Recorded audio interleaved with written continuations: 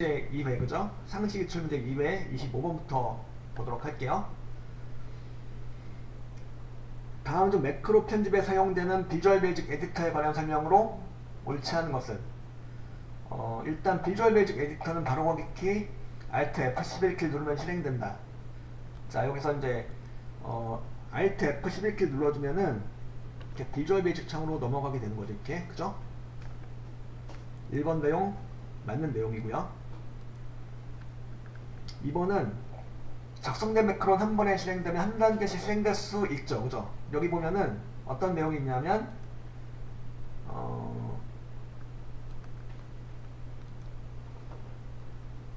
개발 도구 탭에 매크로 들어가셔가지고 보면은 이제 매크로가 이제 있다 그럼 매크로를 선택하고 한 단계씩 코드 실행할 수 있는 부분이 있죠. 그죠? 그죠? 매크로가 이제 기록되어 있고 그 기록된 매크로를 클릭하면은 이렇게 실행할 것인가 아니면 한 단계씩 코드 실행할 것인가 아니면 그 매크로를 편집할 것인가 이래서 선택할 수가 있죠.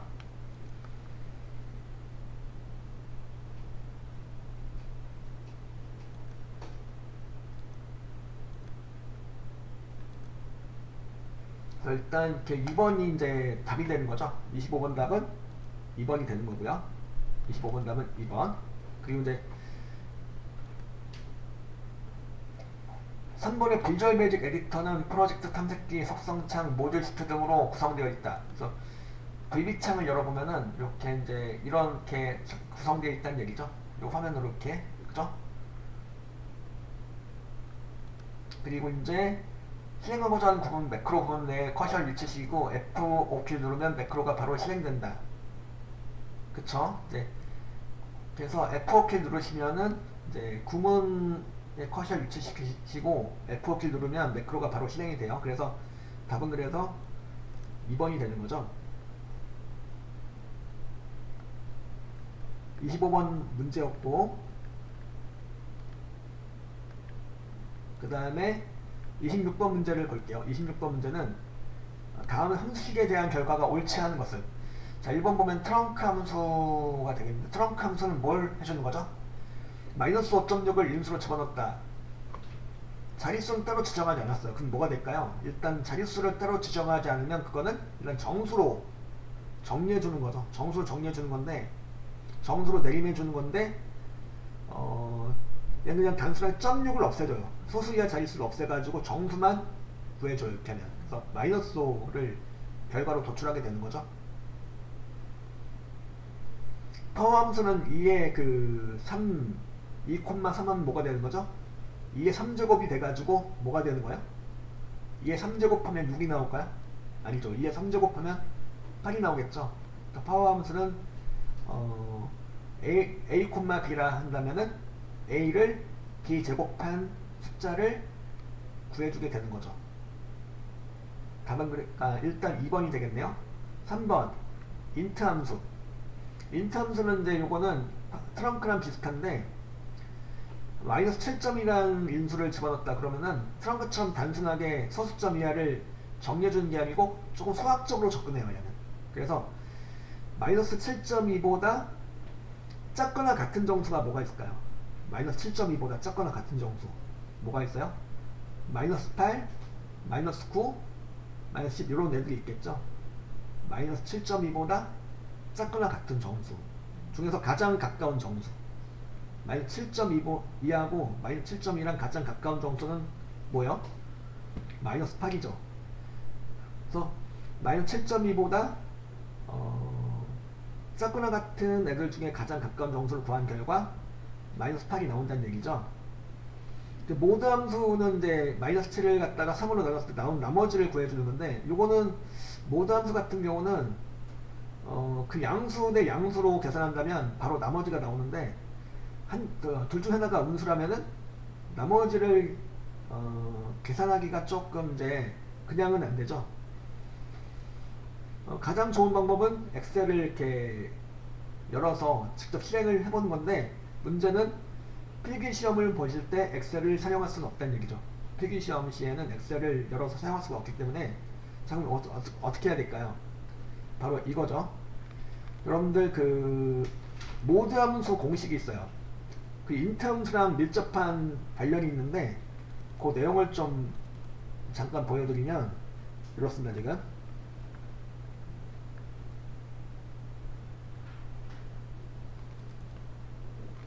이거요. 요거 여러분 단톡방에다가 요 내용을 공유해 드릴게요. 화면에 띄워드리는 요 이미지 있죠?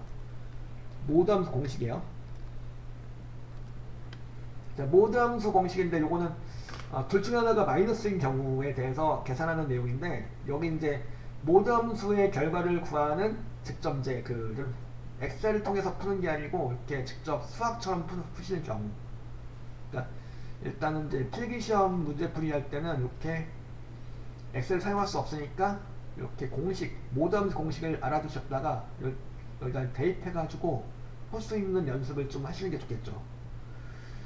자, 모드 함수의 인수로서 이렇게 둘 중에 하나 마이너스로 제시가 되는 유형은 이제 필기시험에서는 이렇게 나온 지가 꽤 오래됐어요. 10년도 그러니까 10년 전부터도 10수년 전부터도 이렇게 둘 중에 하나를 갖다 마이너스로 설정해가지고 보기를 제시한 그 유형이 이제 기존부터 출제가 되었던 내용이라서 여러분들이 이제 시험 보실 때도 이 유형이 나올 확률이 꽤 높겠죠. 그래서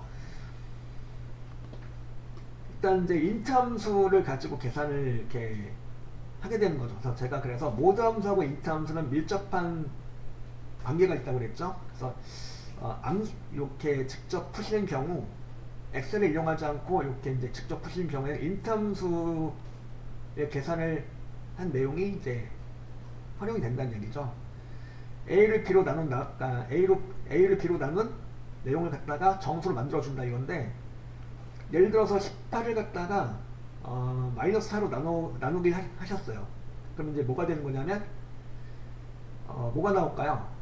18을 마이너스 4로 나누기 하면은 마이너스 4점 얼마가 나오겠죠. 그 마이너스 4점 얼마를 갖다가 int 함수가 정수로 만들어준다면 뭘로 나올까요? 마이너스 4.5, 4.4, 4.5 요런 숫자가 나온다 그러면은 그 마이너스 4.4, 4.5 요런 숫자보다 작거나 같은 정수가 뭐가 있죠? 마이너스 5, 마이너스 6 이런 애들이 있겠죠. 그들 중에서 가장 가까운 마이너스 4점 얼마보다 가장 가까운 정수는 마이너스 5가 되는 거죠. 그래서 int의 결과는 마이너스 5가 된다는 소리고요. 결과적으로 이제 18을 마이너스 4로 나누기 했을 때 나오는 나머지는 요 식에 의해서 구할 수 있다는 소리죠. 요 식에 대입해서 풀어보면은 마이너스 18 빼기, 그리고 여러분들 음수 곱하기 음수는 뭐가 되죠? 음수 곱하기 음수는 양수가 되는 거죠. 그래서 18 빼기 뭐가 되는 거냐면 20이 되는 거죠. 18 빼기 20이 되면서 결과적으로 뭐가 나올까요? 마이너스 2가 나오게 되는 거죠. 자, 그러면 보기에서 주어졌던 모드 함수의 인수는 마이너스 7과 3이었죠. 그죠? 마이너스 7과 3을 갖다 같은 식으로 대입해서 해본다면은 이렇게 되겠죠. 마이너스 7 빼기 3 곱하기 int. 자, int 함수를 이용해서 마이너스 7을 3으로 나눈 수치 뭐가 될까요? 마이너스 2점 얼마가 나오겠죠. 2.33 얼마가 나올 건데, 그 마이너스 2.3보다 작거나 같은 정수 중에서 가장 가까운 정수로 구하면 뭐가 되는 거죠? 근데 일단 마이너스 2.3보다 마이너스 2.3보다 작거나 같은 정수 중에서는 가장 가까운 정수는 마이너스 3이 되겠죠. 그래서 결과적으로 마이너스 7 빼기 3 곱하기 마이너스 3을 하면서 뭐가 되는 거예요? 마찬가지로 이렇게 음수 곱하기 음수는 양수가 나오는 거니까 뭐가 되는 거죠? 마이너스 7 더하기 9가 되면서 결과는 뭐가 나오는 거예요? 2가 나오는 거죠. 요거는 파워 함수의 결과가 누가 보더라도 이거 잘못됐다라고 이렇게 그 답을 찾을 수가 있는데,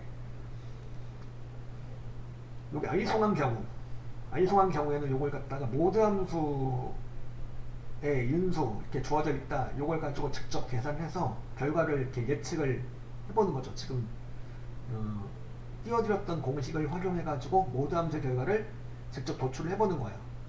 그랬을 때 나오는 수치가 보기와 같다면 맞는 거죠. 그래서 이건 4번은 맞는 내용이죠. 그래서 답은 26번 답은 그래서 몇 번이요? 2번이 되는 거죠.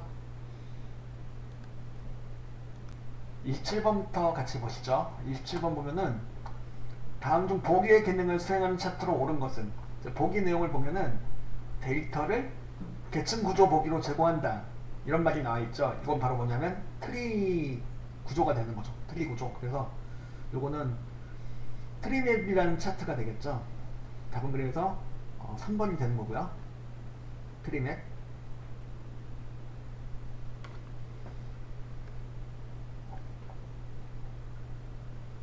27번 답은 3번 트리맵에 관한 설명이었고요.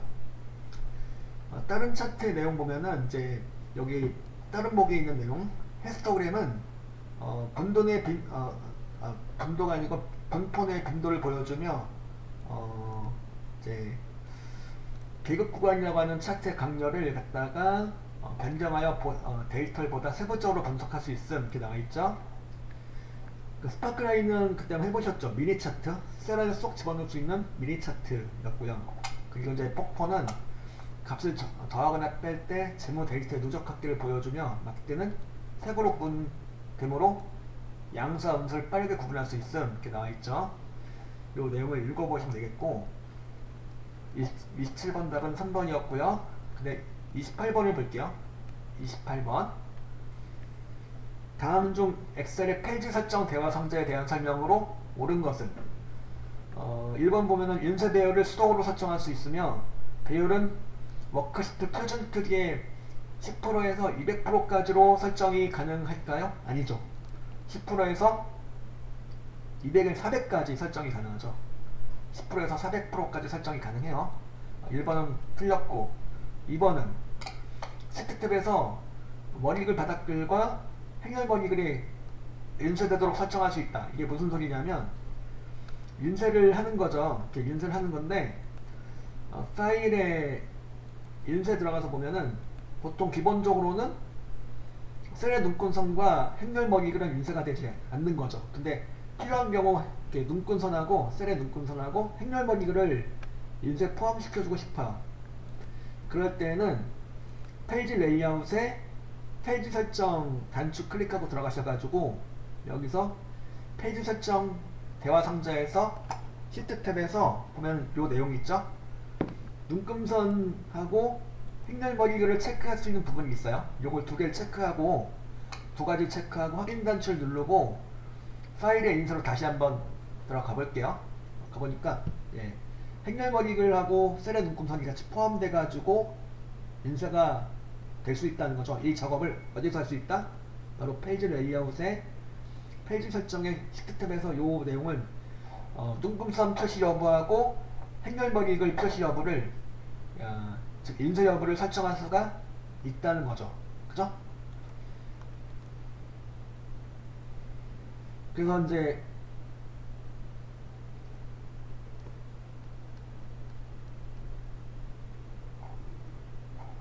근데 행렬 머리글 인쇄대로 설정할 수 있지만 머리글 바닥글은 어디 가서요? 머리글 바닥글은 머리글 바닥글을 인쇄하도록 하려면은 또 봅시다 한번. 여기서 시트 탭으로 또 가볼게요. 시트 탭에 보니까 머리글 바닥글에 관한 내용은 어디 가서 설정해야 될까요? 바로 머리글 바닥글 탭에서 이렇게 일단 설정을 할 수가 있겠죠. 그죠? 여기서 자 그리고 3번 보기 보시죠. 3번은 페이지 탭에서 자동 맞춤의 용지 너비와 용지 높이를 각각 1로 지정하면 여러 페이지가 한 페이지에 인쇄된다.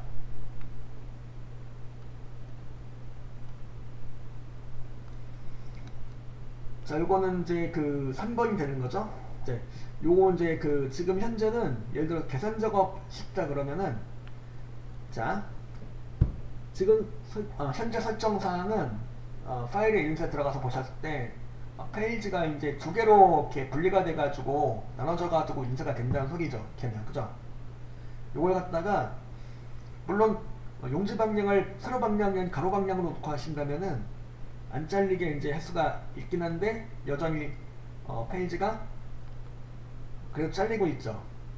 그러니까 가로 방향으로 놔도 해결이 안 된다 하시면은 그럴 때는 이제 자 세로 방향으로 놓고 나는 세로 방향으로 그대로 놓고 요 시트 탭에 요 시트 탭이 아니고 여기 이제 현재 시트에 있는 내용을 갖다가 한쪽에다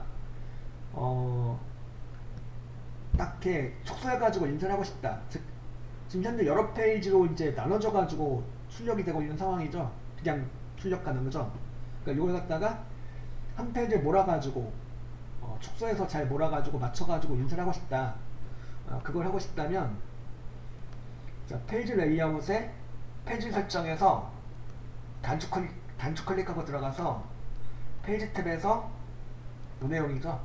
자동 맞춤으로 설정하고 용지 너비와 용지 높이를 모두 1 설정하시면 되겠고 이렇게 설정하고 확인 누를게요. 확인 누르고 파일 탭에 인쇄 들어가서 보면은 이렇게 이제 세로로 인쇄도 한 장에 딱 이렇게 맞춰져 가지고 출력이 되는 거고 가로로 하셔도 마찬가지로 한 장에 맞춰져 가지고 인쇄가 된다는 소리죠. 이렇게 여러 장 원래는 그냥 하면은 여러 장으로 나뉘어 가지고 출력이 되는 건데 이렇게 요 자동 맞춤을 하시게 되면은 여러 장으로 여러 페이지로 나눠졌던 내용들이 한 장으로 맞춰져 가지고 출력이 된다는 거죠. 그래서 옳은 것을 골라주는 거죠. 옳은 것을 골라주는 거니까 답은 3번이 되겠네요. 그죠? 4번은 셀에 설정된 메모는 시트 표시된 대로 인쇄할 수 없으나 시트 끝에 인쇄되도록 설정할 수 있다. 둘 다 가능하죠. 둘 다 가능해요. 자, 이거는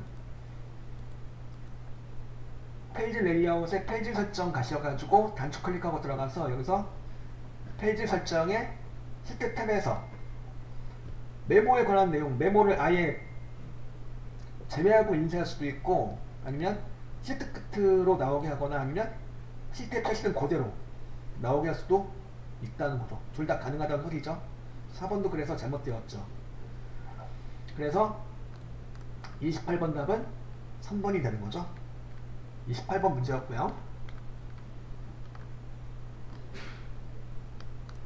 그 다음에 29번 다음 중 차트 제목으로 B1 셀의 텍스트를 연결하는 과정으로 옳은 것은 이거 많이 해보셨죠? A1 셀 또는 B1 셀 이런 셀에 있는 내용을 갖다 차트 제목으로 연동을 시켜준 내용이었죠. 어떻게 하면 돼요? 차트에서 차트 제목을 클릭한 후 수식 입력줄에서 먼저 뭘 입력해요? 등호를 입력한 후 B1 셀을 선택하고 엔터 쳐주시면은 차트 제목과 B1 셀의 내용이 뭐가 되는 거예요? 연동이 되는 거죠. 그리고 이 내용이었죠. 제가 예를 들어서 차트가 이렇게 있다. 차트가 이렇게 있다면 차트 제목하고 요거하고 이제 A1 셀의 내용을 연동해야 되겠다. 그럼 어떻게 하면 돼요? 차트 제목을 클릭하고 수식 입력줄에다 는 찍어주고 이렇게 A1 셀을 참조해 주시고 엔터 쳐주시면 이렇게 차트 제목의 내용이 A1 셀의 내용과 연결이 되는 부분이죠. 이걸 보기로 가장 잘 설명한 내용은 뭐예요? 2번이죠. 그죠? 답은 그래서 2번이 되는 거고요. 20번 답은 그래서 2번. 그 다음에 30번 다음은 시트 보호 기능에 대한 설명으로 옳지 않은 것은 자 1번 보면 새 워크시트의 기본 셀은 모든 셀은 기본적으로 잠금 속성이 설정되어 있다. 이게 무슨 소리냐면 자 제가 어떤 시트를 클릭하고 셀 서식으로 들어가 볼게요. 클릭하고 홈 탭에 셀 그룹의 서식에 셀 서식 가시거나 아니면 우클릭하고 셀 서식으로 가는 거예요. 셀 서식에 들어가셔가지고 셀 서식 대화 상자 들어가셔가지고 보면은 우리 그동안 표시 형식이라든가 맞춤 이런 것만 계속 이렇게 사용했었는데 이번에는 셀 서식의 보호 탭을 보시는 거예요. 셀 서식의 보호 탭을 보면은 어떤 내용이 있냐면 잠금 속성이 체크가 되어 있죠. 그러니까 이 말은 기본적으로 모든 셀은 다 워크시트의 모든 셀은 다 잠금 속성이 설정이 되어 있다는 거죠. 그렇다고 지금 잠겼느냐? 그건 아니죠. 잠금 속성이 설정되어 있지만 잠겨져 있는 상태는 아니에요. 그래서 여기 보면은 1번 맞는 내용이죠. 새 워크시트의 모든 셀은 기본적으로 잠금 속성이 보셨듯이 설정이 되어 있죠. 이건 새 워크시트도 마찬가지죠. 새 워크시트 추가했어요. 새 워크시트 추가하고 셀 클릭하고 셀 서식 가셔가지고 보면은 보호 탭을 보면은 잠금 속성이 기본적으로 설정이 되어 있는 거죠. 그죠? 그 다음에 워크시트에 있는 워크시트에 있는 셀을 보호하기 위해서는 먼저 셀의 잠금 속성을 해제해야 된다. 이거는 아니죠. 잠금 속성이 왜 설정이 되어 있냐면 나중에 시트 보호를 걸었을 때 시트 셀이 보호가 되도록 해주는 거죠. 즉 잠기도록 해주는 거예요. 그래서 잠금 속성을 해제해버리면 보호가 될 수가 없겠죠. 그래서 시트 보호를 걸었을 때 셀이 보호가 되도록 하기 위해서 잠금 속성을 기본적으로 설정해 놓은 거고요. 잠금 속성을 설정해 놨기에 여기서 이제 검토 탭에서 시트 보호를 하게 되면은 시트 보호를 했다 그러면은 이렇게 차트도 보호가 되고 시트도 보호가 되는데 일단 셀 자체는 클릭이 돼요. 근데 여기서 제가 내용을 수정을 하려고 보니까 셀을 더블 클릭하거나 수식력 쪽에서 클릭하려고 보니까 거부가 되고 있죠. 이게 왜 그러냐면 보호가 되어 있기 때문에. 보호가 된 거는 왜 보호가 된 거냐면 잠금 속성이 설정되어 있었기 때문에. 그러니까 잠금 속성은 평상시에는 잠금 속성의 효력이 나타나지 않지만 이렇게 시트 보호를 하게 되면은 셀의 잠금 속성이 나타나게 되는 거죠. 그래서 셀이 잠기게 되면서 셀을 건들 수가 없게 되는 거죠. 그래서 시트 보호를 걸어주기 위해서는 셀의 잠금 속성을 해제하는 면이고 설정을 해야 되는 거죠. 답은 그 2번이 되겠네요. 그리고 시트 보호를 설정하면 셀의 데이터를 입력하거나 수정하려고 했을 때 경고 메시지가 나타났죠. 좀 전에 보셨죠? 그리고 셀의 잠금 속성과 숨김 속성은 시트를 보호하기 전까지는 아무런 효과를 내지 못하죠. 그죠? 그럼 숨김 속성 뭐냐면 숨김 속성에 대해서 잠깐 소개해드리면은 예를 들어서 계산 작업이 이렇게 있다. 성별 구하기 위해서 식을 딱 만들어 놨는데 나는 요 식이 보이는 거를 원치 않는다. 그러니까 시트 보호를 걸어줌과 동시에 소식도 같이 안 보이게 하고 싶어요. 그래서 일단 여기 D29세부터 D37세까지 있는 성별을 구하는 식을 갖다가 시트 보호를 걸었을 때 안 보이도록 하는 거죠. 소식을 숨김을 하는 거야. 그걸 하기 위해서는 자, 셀 서식에 가셔가지고 숨김 속성도 설정을 하는 거죠. 숨김 속성 설정하시면 잠금과 마찬가지로 숨김 속성이 바로 나타나는 건 아니죠. 근데 이걸 갖다가 검토 탭에서 시트 보호를 걸게 되면은 이제 요 다음부터 요 셀에 대해서는 수식도 같이 숨겨지게 되는 거죠. 그러니까 요 셀을 클릭해도 수식은 나타나지 않아요. 그죠? 그리고 물론 여기 이제 시트 보호를 이렇게 하셨는데 여기만 지금 수식이 숨김이 된 거죠. 나머지 애들도 다 숨김을 해주고 싶다면 숨김을 해주시면 되겠죠. 어쨌든 잠금 속성과 마찬가지로 숨김도 시트 보호를 걸기 전까지는 아무런 효과를 내지 않죠. 그랬다가 시트 보호를 걸면은 시트 보호를 건 다음부터 효과를 발휘하기 시작하는 거죠. 그래서